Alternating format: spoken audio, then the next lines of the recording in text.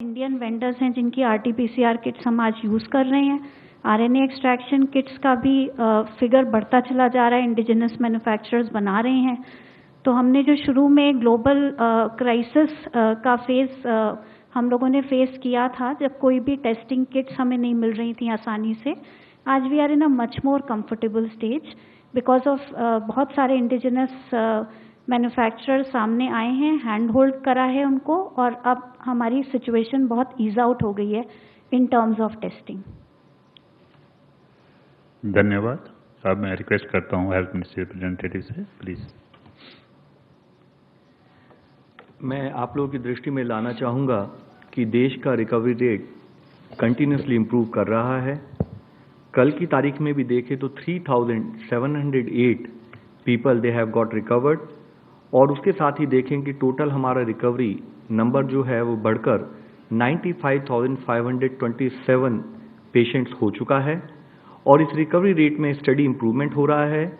जैसे कि इस ग्राफ में हम आपको दिखा रहे हैं कि 15 अप्रैल में अगर देश का रिकवरी रेट करीब 11.42% था, 3 मई तक बढ़कर वह 26.59% हुआ।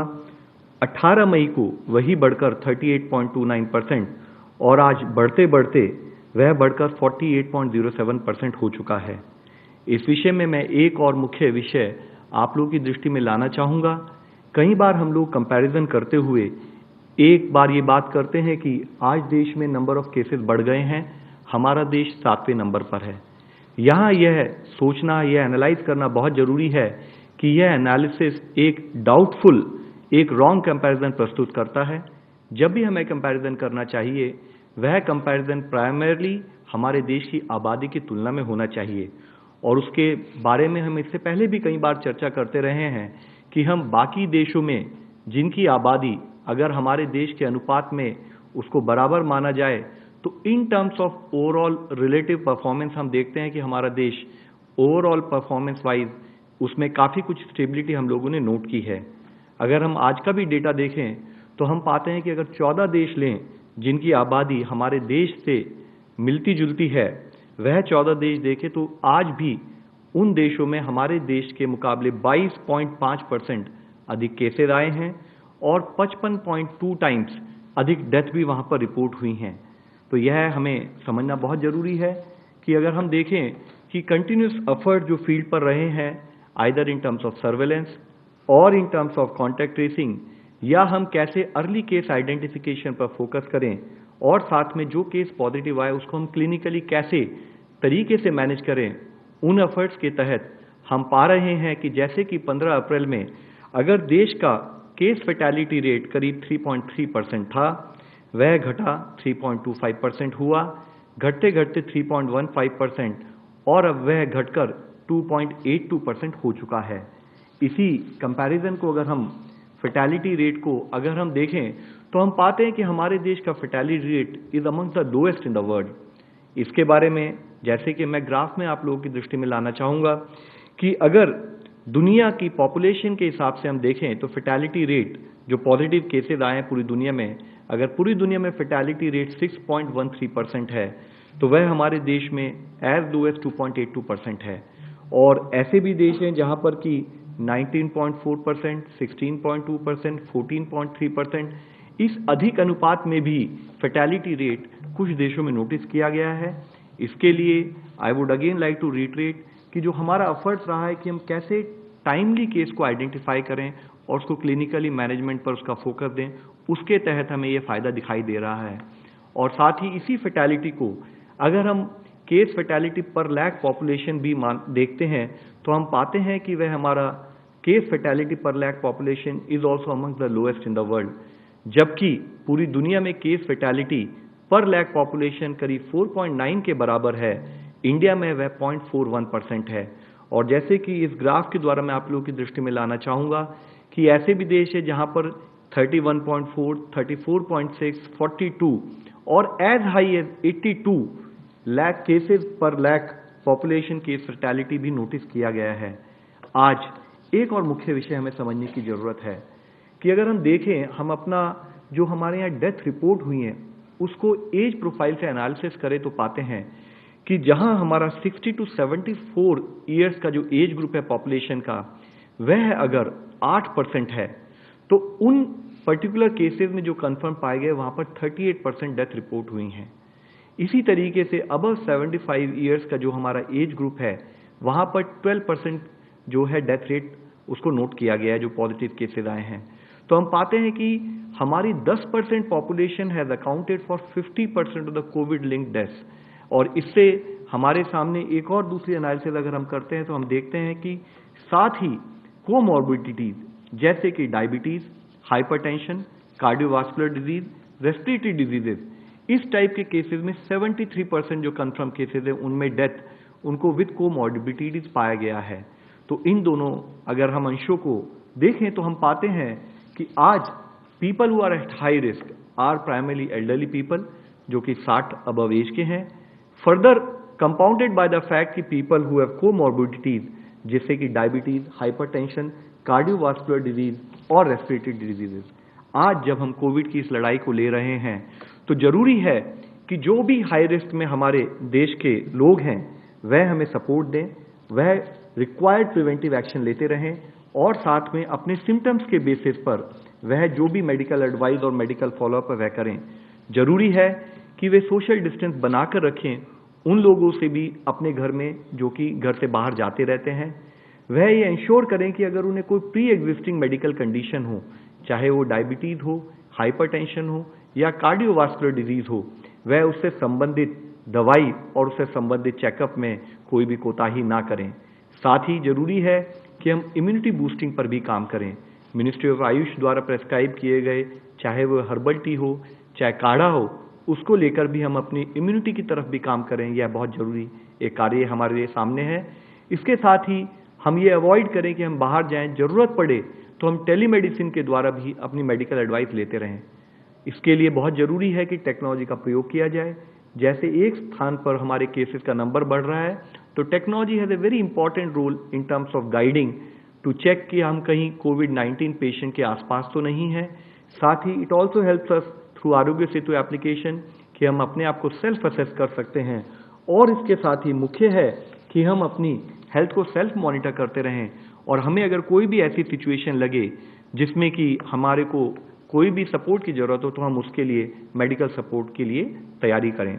जरूरी है कि जब आज अपने आप को बचाने के लिए हम अपने एल्डरली पॉपुलेशन, कोमॉर्बिड पॉपुलेशन को उनसे रिक्वेस्ट करते हैं कि वह अधिकतम घर पर रहें, तो जरूरी है कि घर पर रहकर वो कैसे प्रोडक्टिव रहें, उस समय को कैसे यूटिलाइज करें।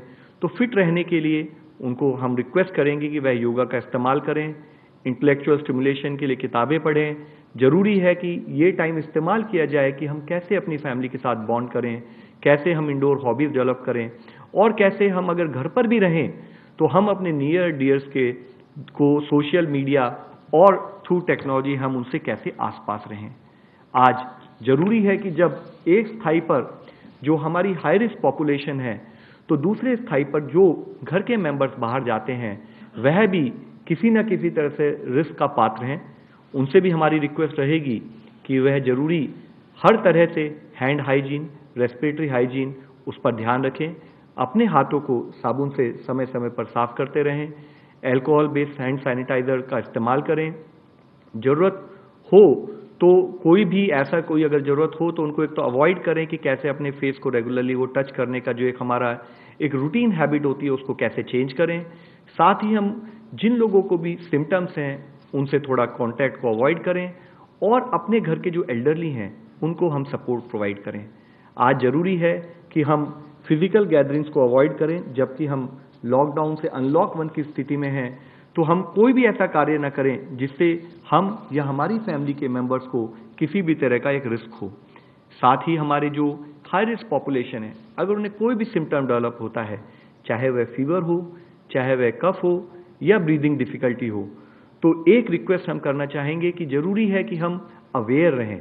और अवेयरनेस का एक पार्ट है कि बिना पैनिक हुए किसी भी तरीके से समझें कि आज भी हम अपने केसेस देखें तो because of the effective clinical management focus हमारे यहाँ पर जो एल्डरली पॉपुलेशन है वो लोग भी काफ़ी अच्छी तादाद में हमारे यहाँ रिकवर हो रहे हैं। तो पैनिक करने की जरूरत ना करते हुए वो तुरंत मेडिकल सपोर्ट के लिए उसके लिए प्रयत्न करें।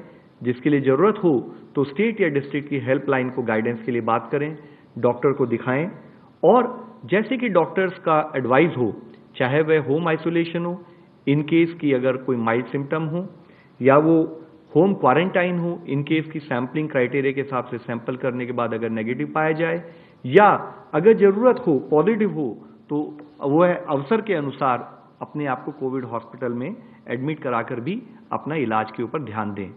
आज जरूरी है कि देश के 135 करोड़ लोग मिलकर इस लड़ाई को, जैसे अब तक हम पिछले 4 महीने से लड़ते आ रहे हैं, उसी स्ट्रेंथ, उसी मोमेंटम और उसी विगर से कंटिन्यूड इस लड़ाई में हम लगे रहें। जरूरत है कि हम इंडिया विल विन इस अप्रोच से काम करें और एक प्लेज लें और सोशल मीडिया में भी हाईलाइट करें कि yes, while we are taking this battle together, while we are working together, हम में से कोई भी अकेला नहीं है। हम लोग आज फिजिकल डिस्टेंस की बात करते हैं, लेकिन हम फिजिकल डिस्टेंस होते हुए भी मिलकर काम करेंगे और इस बीमारी से अपने आप को बचाएंगे। इसके साथ ही मैं फिर से एक पॉइंट हाईलाइट करना चाहूँगा कि अब तक भी, जैसे कि माननीय प्रधानमंत्री जी ने कई बार कहा है कि कोरोना की लड़ाई में, ये जो देश की लड़ाई है, ये हर नागरिक की लड़ाई है। हर नागरिक के द्वारा, हर नागरिक के किए हुए सपोर्ट से ही हमें इसमें जीतना है। और उसी के कारण अगर हम देखें तो उसी नागरिक के प्रयासों के कारण ही आज हम कोरोना से होने वाले अपने नुकसान से काफ़ी हद तक अपने आप को बचाने में काफ़ी कुछ कामयाब भी रहे हैं। आज जरूरी है कि कोरोना को हर तरह से हमें पराजित करना है, हर तरह से हराना है। इसके लिए 3 रिक्वेस्ट मैं फिर से आप लोगों की दृष्टि में लाना चाहूँगा, रिक्वेस्ट करना चाहूँगा, हाईलाइट करना चाहूँगा कि जरूरी है कि हम जागरूक रहें, हर नागरिक जागरूक रहे। जरूरी है कि हम अपने प्रिवेंटिव एफर्ट्स पर काम करें, हमारे निवारक प्रयास चलते रहें, निरंतर हम उस पर कार्य करते रहें। और health seeking behaviour, timely treatment, अगर हमें कभी भी कोई भी ऐसी सिचुएशन लगती है कि हमें मेडिकल एडवाइस की ज़रूरत है तो समय पर एडवाइस लें और अपना इलाज कराएं। इसके साथ ही अंत में मैं यही कहना चाहूँगा कि अब तक हमारे पूरे एफर्ट्स अगर आप देखें तो वह कंटिन्यूड जो पूरे एफर्ट्स रहे हैं हमारे शुरू से ही सर्वाइवल के लिए रहे हैं। पहले वह हमारी लड़ाई थी कि वायरस से हम कैसे सर्वाइव करें, अब हम उस सर्वाइवल को और फर्दर एक्सटेंड करते हुए अनलॉक की स्थिति में कि हम कैसे वायरस के साथ रहते हुए अपने आप को सर्वाइव करें, कैसे अपने लाइवलीहुड और उन ऑप्शंस पर भी काम करें।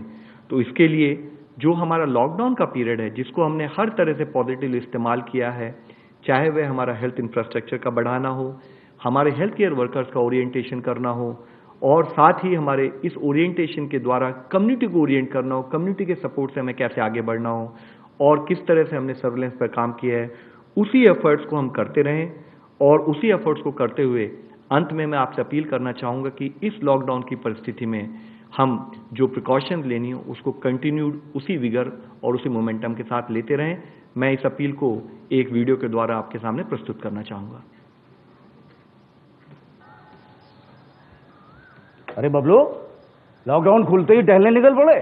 महामारी अभी फैली हुई है। सरपंच जी, टहलने नहीं, काम पे वापस जा रहे हैं। तुझे डर नहीं लगता वायरस पकड़ लेगा? पहले थोड़ा बहुत डर लगता था, फिर पता चला कि अगर मैंने पूरी सावधानी बरती तो ये आंकड़ा इतना ज़्यादा हो रहा है कि अब अस्पतालों से निकलकर जो दूसरे व्यवस्था है उसकी तरफ भी हम लोग आगे देख रहे हैं। और इसको पीक से जोड़ा जाए, और एक और इससे ही जुड़ता सवाल कि दिल्ली सरकार ने बॉर्डर वगैरह सील कर दिए हैं, तो आपको लगता है कि इससे जो है दूसरे जगह के जो लोग हैं जो दिल्ली इलाज वगैरह के लिए आते थे उनको थोड़ी परेशानी होगी, असुविधा होगी? सर, जैसे आपने बताया कि हम हर स्टेट से कंटिन्यूड बेसिस पर एक ही डिस्कशन करते आ रहे हैं कि आप अपने यहाँ केसेस की ट्रैजेक्टरी को एनालाइज करें, केसेस के सर्विलेंस पर फोकस करें, कॉन्टैक्ट ट्रेसिंग करते रहें, और उसके साथ ही जो भी पॉजिटिव केसेस आए उनको आइडेंटिफाई करने का ट्रीटमेंट ऑर्गेनाइज करें। उसी के पार्ट में अगर आप देखें कि जैसे जैसे किसी भी वायरस का स्प्रेड कम्युनिटी में पहुंचता है तो उसके हिसाब से जब केसेस बढ़ते हैं तो उसी के तहत ही हर स्टेट को अपना हॉस्पिटल इंफ्रास्ट्रक्चर प्लान करना है। नमस्कार, मु भवानी लेटेस्ट न्यूज अपडेट पाई आपण एबे ही ओटीवी रो फेसबुक, ट्विटर एवं यूट्यूब को लाइक, शेयर, फॉलो एवं सब्सक्राइब करंतु।